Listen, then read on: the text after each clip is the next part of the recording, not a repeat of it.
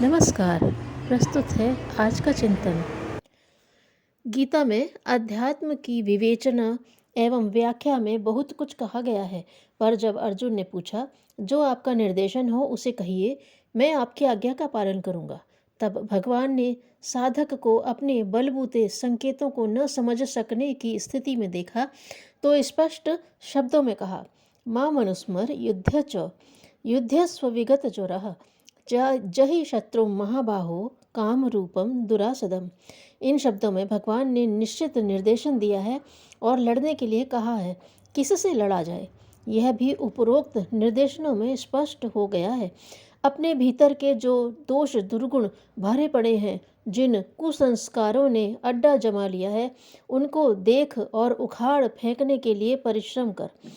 गीता आध्यात्मिक ग्रंथ है। उसमें शांति प्राप्ति और धर्म धारणा का प्रमुख प्रसंग है।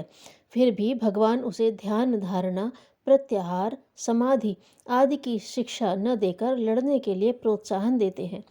यह बात कुछ अटपटी लगती है। बुद्धि उसे सहज स्वीकार नहीं करती। वह उन प्रयोगों में सरलता देखती है जो घर के एक कोने में बैठकर जप, ध्यान आदि कष्ट साध्य कार्यों का समर्थन करती है। पूजा पाठ में वह समय लगता है जो व्यापार व्यवसाय का नहीं होता, इसलिए उन कृत्यों में कुछ खर्च भी नहीं करना पड़ता। बैठे रहने, जीभ या उंगलियां धीरे धीरे हिलाते रहने भर से जब स्वर्ग मुक्ति जैसे लाभ मिल जाते हैं, आत्म साक्षात्कार और ईश्वर दर्शन या अनुग्रह का लाभ मिलता है, तो उस सस्ते सौदे को क्यों छोड़ा जाए। बुद्धि तो बड़ी लागत में बड़ा लाभ उठाने की तरकीबें सोचती रहती है। उसे जुआ, सट्टा, लॉटरी स्तर के काम पसंद आते हैं, या फिर छल प्रपंच में दूसरों को फंसाकर उल्लू सीधा करने का तरीका अच्छा लगता है। जोखिम उठाने और साहस पराक्रम का दायित्व वहन करने के लिए मन की दुर्बलता सहज सहमत नहीं होती। सरल छोड़कर कठिन काम के निर्देशन का जब आदेश मिलता है, तो अपने इन्हीं भावों को दलीलों को प्रस्तुत करते हुए अर्जुन कहता है, तत्किम कर्मणि घोरे मां नियोजयसि केशव। तब मुझे युद्ध जैसे घोर कर्म में क्यों नियोजित किया जाता है। मैं सरल को छोड़कर कठिन के झंझट में क्यों पड़ूं। अर्जुन जैसी मन स्थिति में ही प्रायः साधक तर्क करते रहते हैं, सरल को ढूंढते और कठिन से भागते हैं, पर उनकी मर्जी से तो संसार का विधान चक्र नहीं चलता। यहाँ तो उचित मूल्य चुकाने पर ही उपयुक्त वस्तु मिलने का शाश्वत नियम है। कांच सस्ता बिकता है, पर असली हीरा तो उचित मूल्य चुकाने पर ही मिलेगा। एमए की डिग्री प्राप्त करने के लिए 17 वर्ष का कठोर श्रम और पुस्तक फीस आदि का पैसा चुकाना पड़ता है, पर यदि सस्ती डिग्री चाहिए तो कोई भी उन्हीं अक्षरों को उल्टे करके लगा सकता है। एएम का अर्थ होता है हूँ। अपने नाम के आगे इस प्रकार कोई भी साक्षर लगा सकता है। इसमें कुछ भी खर्च नहीं करना होता और फेल होने जैसा जोखिम भी नहीं है, किंतु एमए हर कोई अपने नाम के आगे नहीं लगा सकता।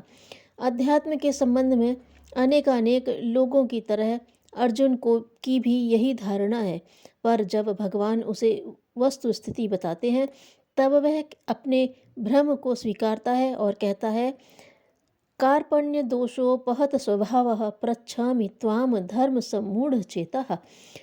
मेरी बुद्धि तो सस्ते में महंगा पाने की कृपणता से भरी गई है।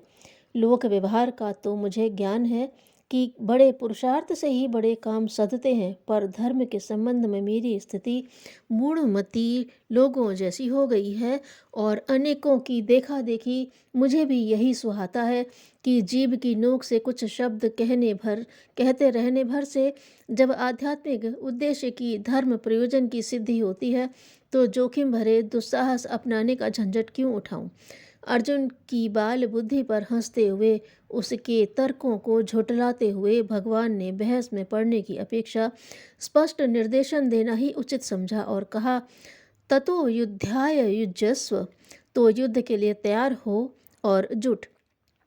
अंत में अर्जुन ने भी यही उचित समझा कि थोथे तर्क और ऊंचे उदाहरण प्रस्तुत करते रहने में कोई लाभ नहीं, निर्देशन का पालन करना ही उचित है।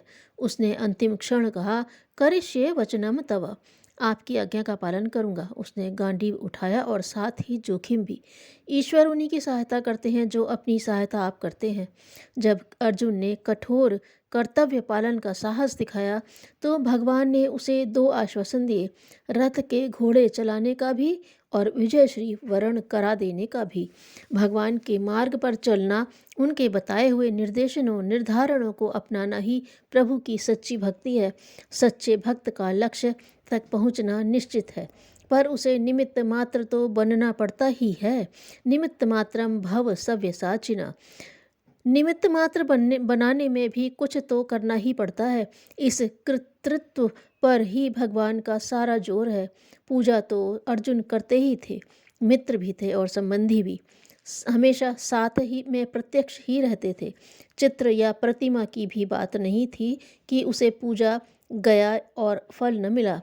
भगवान तो कर्म को देखते हैं, उन्हें किसी के शिष्टाचार उपचार मात्र बच्चों की तरह फुसलाया जाने की आदत नहीं है। अर्जुन ने जब वस्तु स्थिति को समझ लिया तब कहा, करिष्ये वचनम तव, आपका कहना मानूंगा, आपके आदेश अनुशासन का निर्वहन करूंगा। उसने भगवान का मंतव्य समझा और कर्मयोग अपनाया। आत्मा को परमात्मा तक पहुंचाने के लिए जो प्रथम प्रयास करना पड़ता है, परिमार्जन, परिशोधन, गंदगी हटाकर स्वच्छता का संस्थापन। पूजा गंदे स्थान में कहाँ बन पड़ती है। मंदिर में प्रवेश करने से पूर्व पैर धोकर भीतर जाने की प्रथा है। पुजारी भी भगवान की अर्चा करने से पूर्व उस कक्ष की पूरी तरह शुद्धि करते हैं। इसी परिशोधन को प्राथमिकता देने का भगवान का निर्देशन है। अध्याय योग में अंतरंग में जड़ जमाए हुए दोष, दुर्गुणों, कषाय, कल्मशों के निराकरण की आवश्यकता होती है। अपनी आदतों को सुधारना पड़ता है और स्वभाव में शालीनता का गहरा संस्थापन करना होता है। मलिनता हटाने के लिए संघर्ष करना पड़ता है। वह अनायास ही नहीं छूट जाती। मनोरथ करने भर से वह सब नहीं हो जाता, वरन हर क्षण उनके उभारने की संभावना पर कड़ी नज़र रखनी होती है। और जहाँ भी जब भी वह उफान आया, आदर्शों का स्मरण दिलाते हुए उस पर तत्काल पानी डालना पड़ता है। दूध जब उफनने लगता है तो उसमें तनिक सा ठंडा पानी डाल देते हैं। यह बात सर्वतोमुखी आत्मसंयम अपनाने वालों की भी करनी पड़ती है। उपेक्षा करने से काम नहीं चलता। मलिनता भगवान को सर्वाधिक अप्रिय है। बच्चे के कपड़े हाथ पैर टट्टी में सने हों तो पहले माँ उसे भली प्रकार धोती है, नहलाती है, नए कपड़े बदलती है। इतना करने के बाद ही वह गोदी में उठाती है। ऐसा किए बिना वह बच्चे के रोने या आग्रह करने पर ध्यान नहीं देती और शुद्धि कृत्य पूरा होने तक उसे दूर ही रखती है। गीता के आरंभ में भगवान और अर्जुन के बीच में जो विवाद हुआ, उसका यही सारांश है। बात आंतरिक शुद्धि तक ही सीमित नहीं है, वह बाहरी क्षेत्र में भी कार्यान्वित होनी चाहिए। परिवार में समाज में फैली हुई गंदगियों से भी हमें जूझना चाहिए। अवांछनीयताओं, कुरीतियों, मूढ़ मान्यताओं के विरुद्ध भी हमें लोहा लेना चाहिए। अपना पड़ोस, संपर्क क्षेत्र एवं प्रभाव क्षेत्र पर हमें अपने शरीर और मन की तरह ही दृष्टि रखनी चाहिए और उनका परिमार्जन करने के लिए गांडीव उठाना, प्रतिरोध करना भी ईश्वर का आदेश ही मानना चाहिए। धन्यवाद।